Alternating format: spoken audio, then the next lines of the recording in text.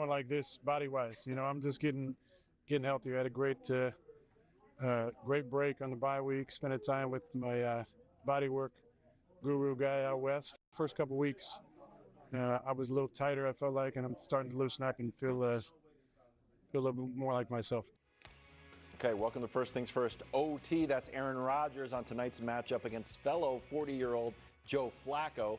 Now, with a win, the Steelers, Danny, who you supposedly believe in, would move to 5-1. Oh. Now, this graphic is all you need to know. Okay? I'll scrap all my research. That's right. After starting 5-1 and better, the Steelers under Mike Tomlin either won the Super Bowl, went 12-4, lost the Super Bowl, went 12-4, or lost a wild card round at 12-4. So if they win tonight, this is the only path you can go down.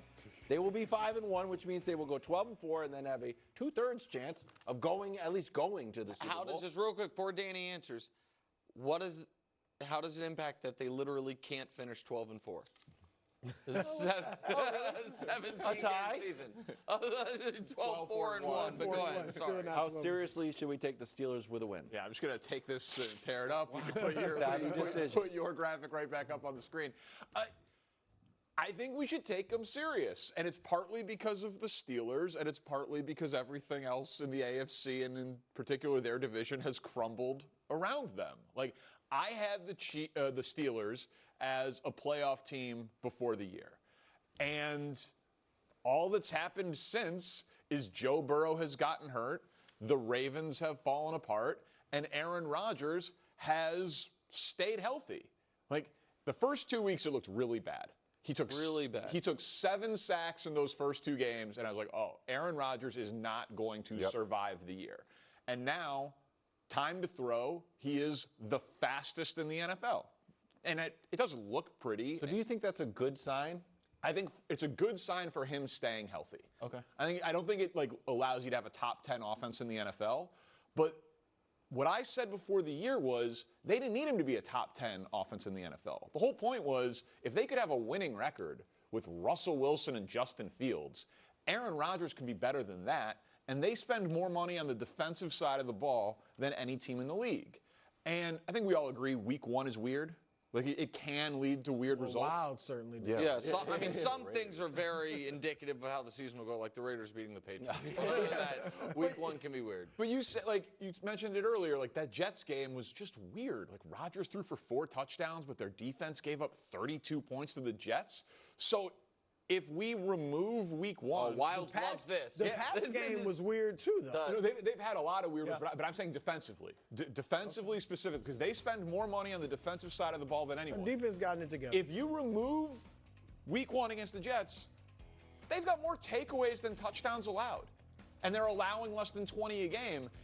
Aaron Rodgers, with that defense, healthy, absolutely in this AFC has them as a contender. So that's no question. Contender to win the AFC? To win a playoff game, and then who knows? Absolutely, a home playoff game where they could end up playing the Chargers or the Broncos. Everybody loves bad about the Chargers. I do love the Chargers. My point is the AFC and the NFL is flawed. I agree with that sentiment that there is no great team except for the team that makes Super Bowl every year that happens to be in their conference. But let's just assume for a moment, let's just say the Chiefs are removed. For whatever reason. The Mahomes retires. Yeah. The Chiefs are removed. Wow. I still would not consider the Steelers contenders. My buckets of contenders, no matter what happens tonight, would be Kansas City here, but take them out.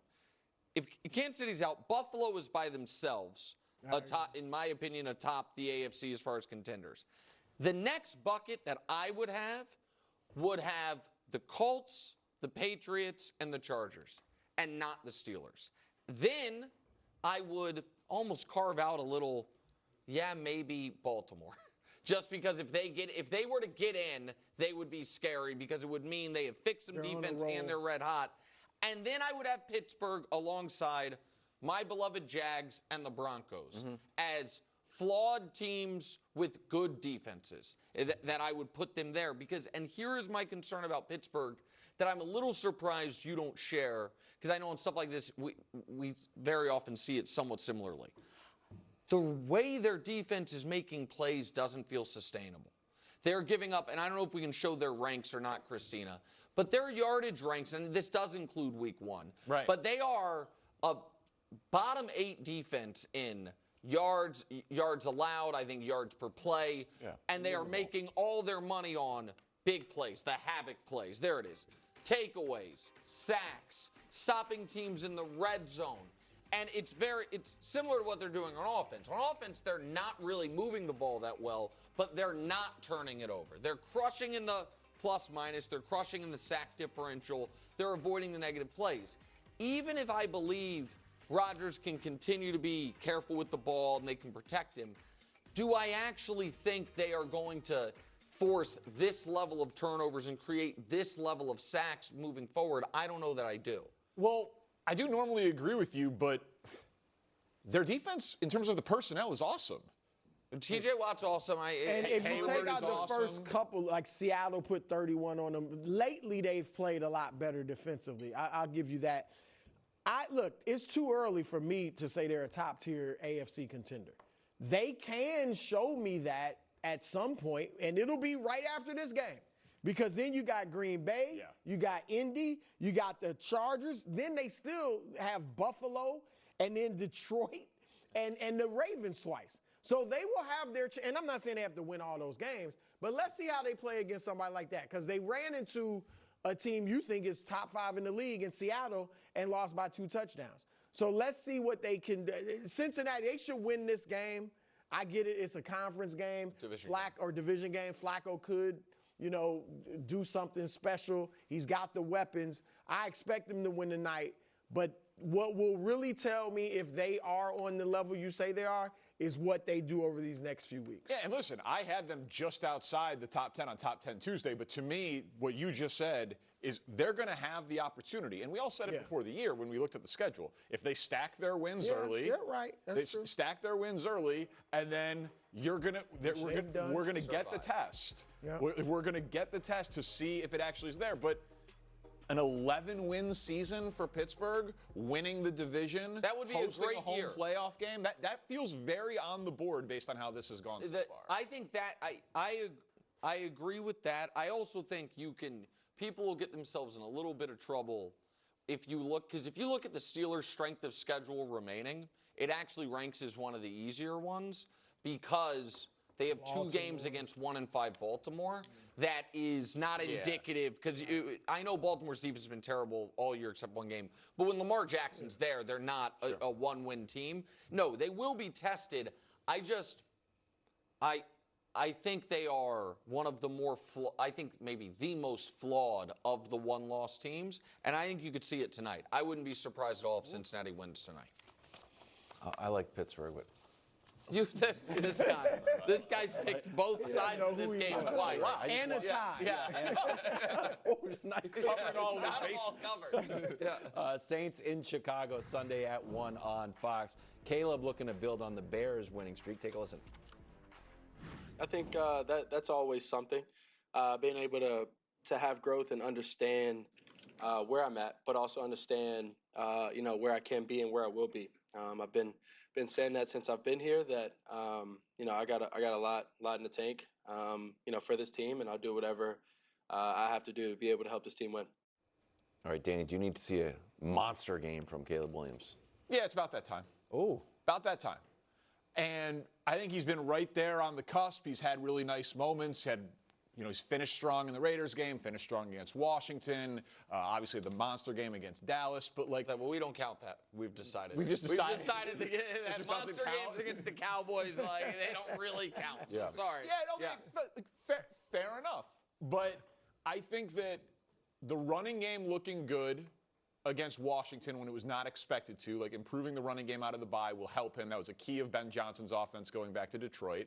And then it just sets up for, the Saints defense is awful against the pass specifically. They've been a little frisky and Rattler is good, but defensively, everyone kind of eats on them. Yeah. And so I would expect this to be a game plan where Caleb Williams is going to throw the ball. And I do like this stat, and it does feed into my belief in Caleb Williams. He doesn't turn it over, and he really plays well at home. Best touchdown to interception ratio since the start of last year. Wow.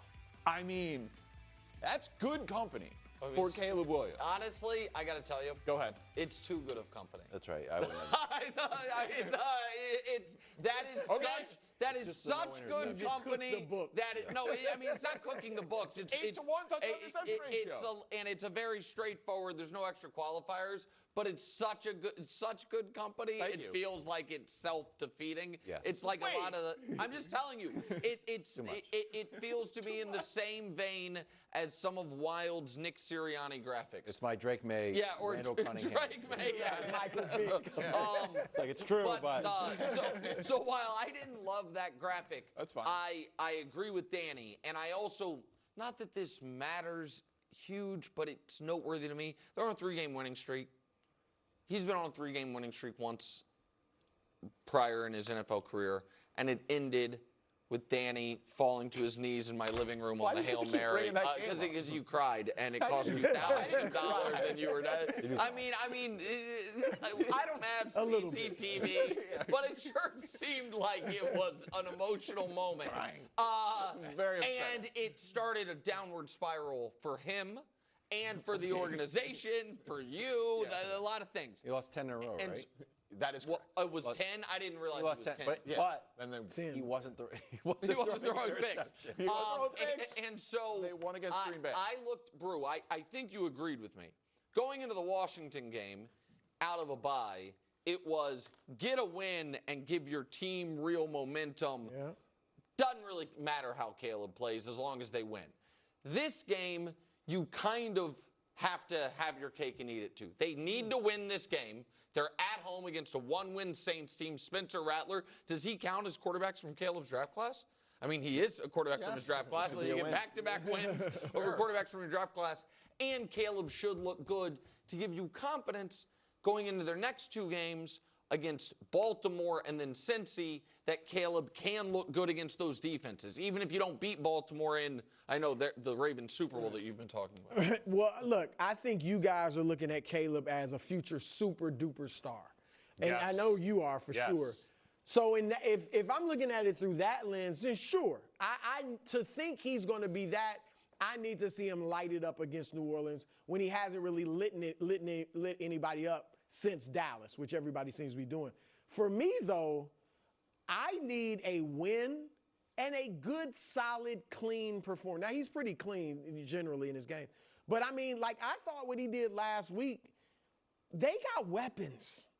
And they'll get the ball to those weapons and let them do a lot of the work, you know? And so if he's clean and 230 yards, nice, solid passer rating, maybe a couple 2 touchdowns, no picks, like, that's not a monster game. But if he does that in the win, I'm good with it because I know he can have the monster games. He had several last year. In losses. Yeah, right. So I know he's capable of that and the spectacular.